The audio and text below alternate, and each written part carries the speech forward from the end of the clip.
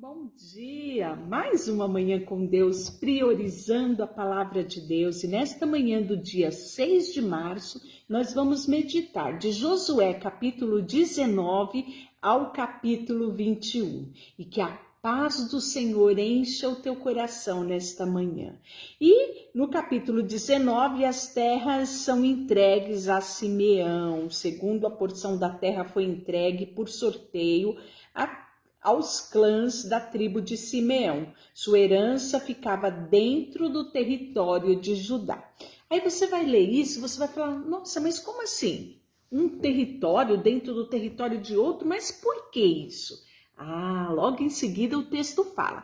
Essa foi a herança designada aos clãs da tribo de Simeão. Sua porção de terra foi tirada de uma parte da herança de Judá, pois o território de Judá era grande demais para eles. Assim, a tribo de Simeão recebeu sua herança dentro do território de Judá. Então aqui começa-se a adequação das terras, né? Então tinha territórios grandes demais para aquela tribo, então fizeram, né, a adequação para as outras tribos que ainda não tinham recebido as suas heranças. Lembra que ainda tinha 7 tribos que ainda não tinham tomado posse da sua herança? Pois é, a tribo de Simeão era uma delas. Depois, a terra entregue a Zebulon, né? A terceira porção da terra foi entregue por sorteio às clãs da tribo de Zebulon. E aí é dado aqui, né, a divisa da herança de Zebulon, que chegava até Saride, né? Dali prosseguia para o oeste, passando por Maralã, chegando desde Dadersete, seguindo para o ribeiro junto a Joquineão. E então nós vamos ver os parâmetros da terra de Zebulon. Logo em seguida, vai ser as terras entregues a Issacar. Mesma forma, a quarta porção de terra foi entregue por sorteio aos clãs da tribo de Issacar. Logo em seguida, nós vemos a terra entregue à tribo de Asser, né? Ainda no capítulo 19, nós vamos ver a terra entregue a Naftali, depois a terra entregue a Dan e depois, né, nós vamos finalizar com a entrega de terra a Josué. E algumas coisas que eu queria frisar, né, que essa divisão aí das terras, das 7 partes para atender aí as 7 tribos que ainda estavam faltando receber a sua herança, coloca fim ao tempo de peregrinação do povo de Israel. É isso mesmo, né? O fim das incertezas, das inseguranças, né? Aqui a incerteza e as inseguranças substituído pela satisfação de ter a sua herança concretizada, de colocar o pé na terra prometida, né? O conforto de agora eles terem um lar, uma terra, né? E ainda o mais interessante que é substituindo o medo e a insegurança, deu-se lugar a uma confiança, uma certeza da fidelidade de Deus. As nações ao redor, né, olhavam para Israel agora com respeito por causa da reputação, né, de ganhos de batalha. E também não só Israel ganhou respeito, mas também o Deus de Israel era reconhecido como Deus terrível, como Deus que zela pela sua palavra, como um Deus que cuida do seu povo, né? Um Deus vivo, um Deus de relacionamento que se importava com o mínimo dos detalhes, né? E aí, então nós vemos isso no capítulo 19. E quando finalizamos o capítulo 19, tem algo muito interessante. Olha só, depois de todo o território havido sido separado entre as tribos, os israelitas deram a Josué uma porção de terra como herança no meio deles, pois o Senhor tinha dito que ele poderia receber qualquer cidade que quisesse. E ele escolheu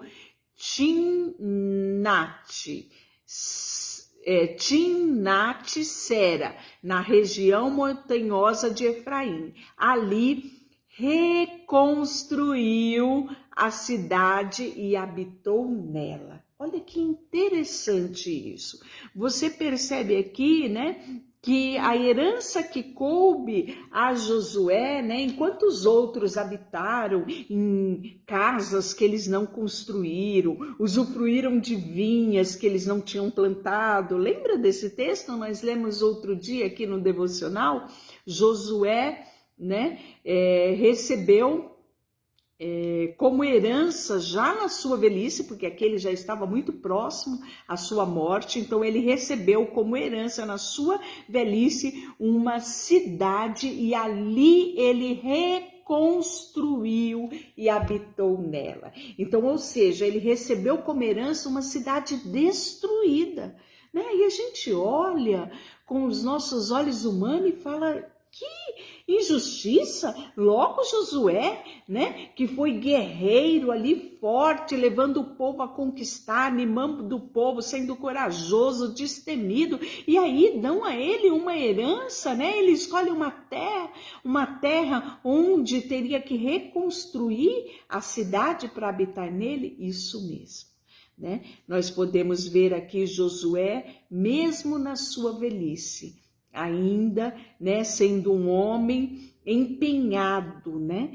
não só nas batalhas, mas na reconstrução, né? Nada fazia com que Josué temesse ou Josué ficasse incerto ou Josué paralisasse, né? Nós vemos aqui até mesmo na sua velhice, ele tomando terra e reconstruindo uma cidade para ali firmar a sua habitação, né? E isso é algo extraordinário que nós vemos sobre Josué. Ele poderia ter escolhido uma cidade, né, a melhor que tivesse, né, e seria dado a ele, mas ele escolheu uma cidade que seria reconstruída, né? E é muito interessante a gente ver o vigor, né, como Caleb, que nós falamos recentemente, Josué também. E aí vamos falar das cidades refúgio. Lembra que Moisés tinha dito que seriam 6? Agora nós vamos ver a concretização das cidades refúgio. E o Senhor disse a Josué: diga aos israelitas que designe as cidades de refúgio de acordo com a instrução que dei a Moisés. Qualquer um que matar alguém acidentalmente e sem intenção poderá fugir para essas cidades, que serão lugares de proteção contra os parentes da vítima que quiserem vingar a morte, né? Essas foram as cidades designadas como cidades refúgio. Quedes, na Galileia, na região montanhosa de Naftali. Siquém, na região montanhosa de Efraim. Kiriat Arba, isto é, Hebron, na região montanhosa de Judá. Estas foram as cidades designadas ao lado leste do Rio Jordão, em frente a Jericó, né? Então ele vai falar aqui nesse finalzinho do capítulo 20 sobre as cidades refúgio. Falamos muito a respeito das cidades refúgio quando Deus ordenou isso a Moisés. Depois nós vamos ver as cidades entregues aos levitas. Isso, os levitas, eles não tinham possessão de terra, eles não recebiam, né, propriedade, herança, mas ele era designado a eles terras onde eles pudessem morar e também pastagem para o seu gado. Então vamos ver lá, o Senhor ordenou no meio de Moisés que nos fosse dado cidades para morarmos, além de pastagem para os nossos animais. Então, por ordem do Senhor, os israelitas deram aos levitas de sua própria herança as seguintes cidades para as pastagens. E aí ele vai falar dos descendentes de Arão, né, membros dos clãs do Coatita, depois de Gerso, né, e depois de Merari, né? Então a gente vai ver aqui dos coatitas, né, que eles receberam,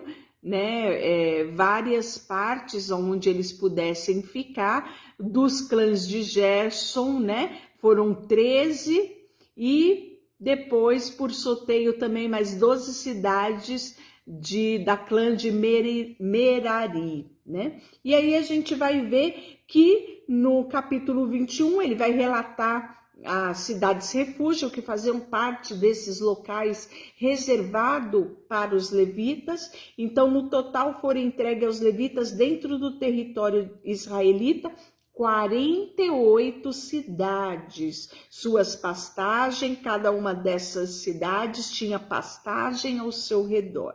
Assim o Senhor deu a Israel toda a terra que havia jurado aos seus antepassados, e eles tomaram posse dela e nela se estabeleceram. O Senhor lhes deu descanso de todos os lados, como havia prometido solenemente aos seus antepassados. Nenhum dos seus inimigos resistiu a eles, pois o Senhor os ajudou a conquistar todos os seus adversários. Nenhuma da boa promessa que o Senhor fez à família de Israel ficou por se cumprir. Tudo que ele havia dito se realizou. Olha que coisa linda, né? Então, já pensou? Eu profetizo sobre a sua vida que nenhuma das promessas cairá por terra. Todas as promessas que o Senhor fez a você se realizará, pois o nosso Deus é o mesmo Deus de Isaac, de Abraão, de Isaac e de Jacó. E se ele te prometeu, ele é fiel para cumprir.